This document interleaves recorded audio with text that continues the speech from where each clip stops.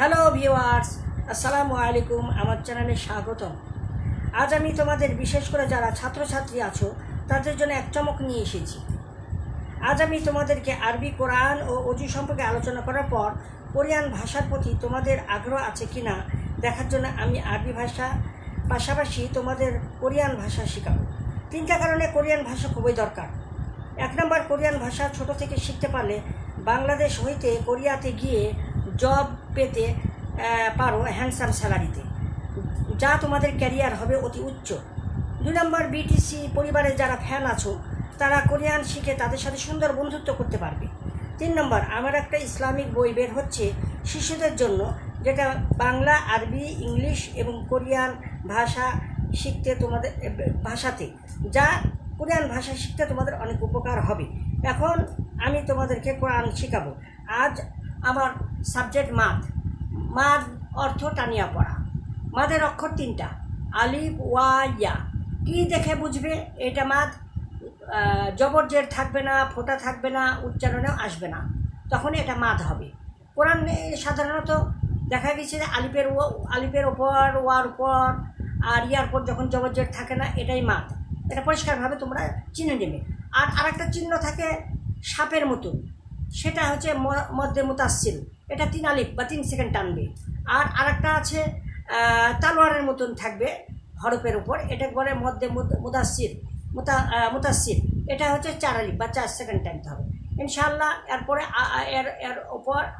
এরপর আরও আরেকটা ভিডিও তোমাদের নেক্সট ইয়েতে দিব। আর এখন চলে যাবো আমি অজুতে।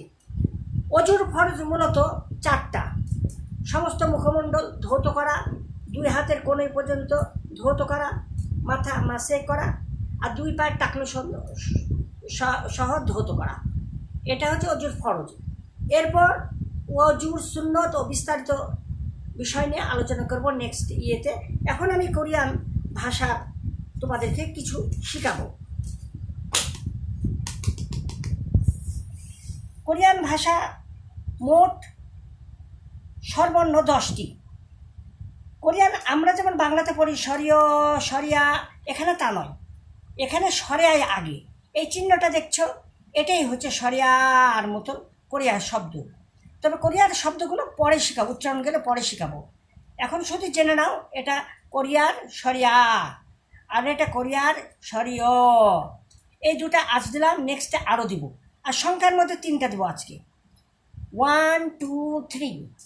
1 ইংরেজিতে, বাংলাতে 1 আর কোরিয়ানে বলে হানা। 2 নাম্বার ইংরেজিতে বলে 2, বাংলাতে বলে 2, কোরিয়ানে বলে দুল।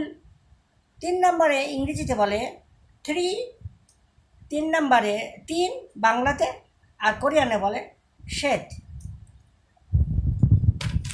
ইনশাআল্লাহ নেক্সট আমার চ্যানেলে আরও কিছু নিয়ে আসবো। আজকে এ পর্যন্ত শেষ। তবে তোমরা যদি আগ্রহ প্রকাশ করো তাহলে আমি কোরিয়ান ভাষাটা স্টেপ বাই স্টেপ তোমাদেরকে শেখাতে থাকবো।